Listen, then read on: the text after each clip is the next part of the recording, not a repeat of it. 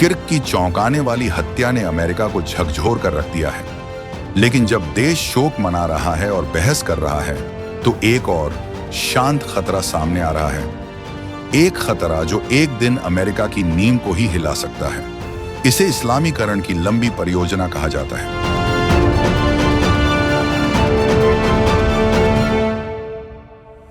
America के लिए खतरे की घंटी, बढ़ रहा इस्लामीकरण।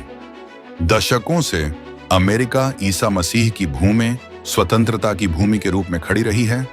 धर्म या विश्वास की परवाह किए बिना प्रत्येक नागरिक के लिए सशक्तिकरण, स्वास्थ्य देखभाल, शिक्षा, समानता और सम्मान का स्थान। यह आजादी की धरती है जिसने मुसलमानों सहित लाखों लोगों को फलने फूलने का मौका दिया है। फिर भी विडंबना हमारे सामने खड़ी है। कई मुस्लिम बहुल देशों में हम उत्पीड़न, गरीबी और महिलाओं को चुप कराते हुए देखते हैं। लेकिन यहाँ अमेरिका में मुसलमानों को अधिकांश इस्लामी दुनिया में बेजोड़ स्वतंत्रता का आनंद मिलता है। फिर भी कृतज्ञता के बजाय जो बढ़ता है वह एक खतरनाक एजेंडा है। अमेरिका को मौत के नारे और झंडे जलाना, जो कभी मध्य पूर्व की दूर की छवियां थीं, अब अमेरिकी शहरों में सुनाई देती हैं।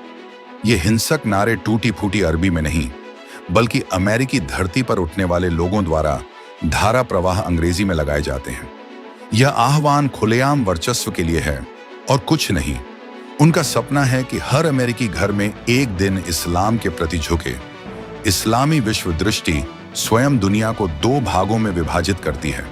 दार अल इस्लाम, इस्लाम द्वारा शासित भूमि, और दार अल हर्ब, युद्ध की भूमि, जिसे जीतने की प्रतीक्षा की जा रही है। और इसे हासिल करने के लिए हिंसा ही एकमात्र हथियार नहीं है। दान, छात्र संघ, राजनीतिक मंच और यहाँ तक कि मीडिया का उपयोग सभ्यता जिहाद नामक एजेंडे को फैलाने के लिए किया जाता है। लोकतंत्र को खत्म करने के लिए लोकतंत्र का ही उपयोग किया जाता है। विरोधाभास पर विचार करें। अकेले पिछले दशक में यमन, सीरिया और लीबिया में साथी मुसलमानों द्वारा 15 लाख से अधिक मुसलमानों को मार दिया गया है।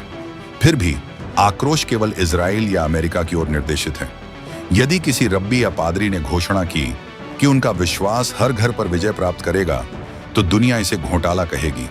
लेकिन जब कट्टरपंथी मुसलमान इसका प्रचार करते हैं, तो सन्नाटा छा जाता है। और यही चेतावनी है। विरोध प्रदर्शन, झंडा जलाना, वर्चस्व के निडर भाषण, ये आकस्मिक विस्फोट नहीं है। वे एक लंबी सुविचारित परियोजना के संकेत हैं जो दशकों से चल रही है। जैसा कि अमेरिका आज की सुर्खियों पर बहस करता है, हम कल के खतरों को नजरअंदाज नहीं कर सकते। इस ईसाई जड़ वाले राष्ट्र का ताना बाना खतरे में है। खुले युद्ध से नहीं, बल्कि रणनीतिक घुसपैठ से। यहां हमारे दर्शकों के लिए एक प्रश्न है। इस चुनौतीपूर्ण समय में ईसाई कैसे सतर्क रह सकते हैं? टिप्पणियों में अपने विचारों का साझा करें। आइए हम प्रार्थना करें कि पिता परमेश्वर अमेरिका की स्वतंत्रता और सच्चाई की नींव की रक्षा करें। अंधकार के हर छुपे एजेंडे का पर्दाफाश हो और यह राष्ट्र ईसा मसीह की रोशनी में आशा की किरण बना रहे। हम इसे रे ऑफ होप क्यों कहते हैं? क्योंकि हमारा मानना है कि प्रार्थना इस अंधेरी दुनिया में आशा की किरण है। Download the Arc Connect app now